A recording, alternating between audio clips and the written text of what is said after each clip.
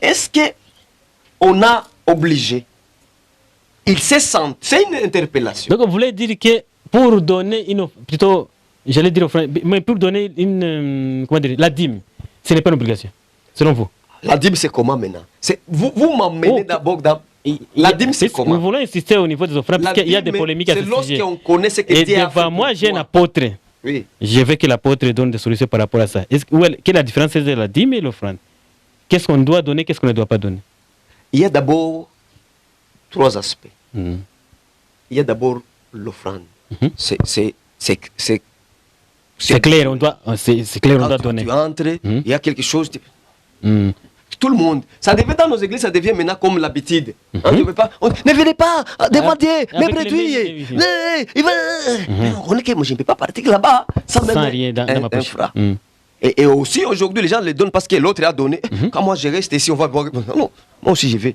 Est-ce que j'ai donné avec conviction? Oh, avec conviction. Maintenant, le dîme, c'est quoi? Le dîme, Dieu t'a béni. Il t'a donné le boulot. Maintenant, tu as reçu quelque chose. À la fin du mois. Le dîme, c'est à la fin du mois. Tu dis que moi, j'ai reçu 100 000 francs. Bon. Donc, le dîme, c'est déjà 10%. Donc, vous êtes pour la dîme? Mais il y a aussi ce qu'on appelle le dîme de dîme.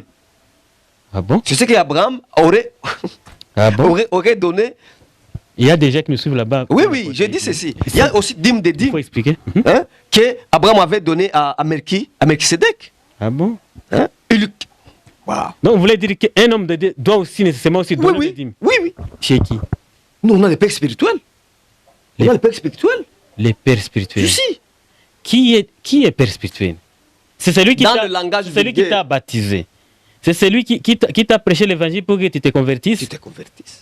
Ce n'est pas celui qui t'a baptisé. Écoute maintenant. Il y a quelqu'un qui t'amène. Je disais quoi avant le salut. Nous avons beaucoup de lacunes par rapport à ces concepts de termes. Mon apôtre, permettez aux téléspectateurs, les internautes nous suivent. Ils veulent avoir la lumière par rapport à tout ce que je suis en train d'insinuer comme question vous concernant.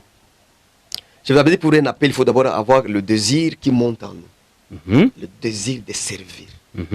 Là, j'ai compris. Maintenant, quand tu vas aller servir, on doit commencer. Je donne l'exemple d'Élie et Samuel. Samuel vient dans le temple et il dit, Seigneur, si seulement vous vous souvenez de moi, tout ce que vous me ferez, je vous donnerai comme cadeau. Parce que Dieu a vu son intérêt. Son intérêt. Parce que Dieu vit son intérêt. Je comprends. Donc Dieu, lui, calcule d'abord son intérêt dès le départ. Comme Anne avait seulement parlé, avait répliqué, mais si tu me donnes seulement un fils, non une fille, un fils, comme ma fille, ma fille est spirituelle. D'accord.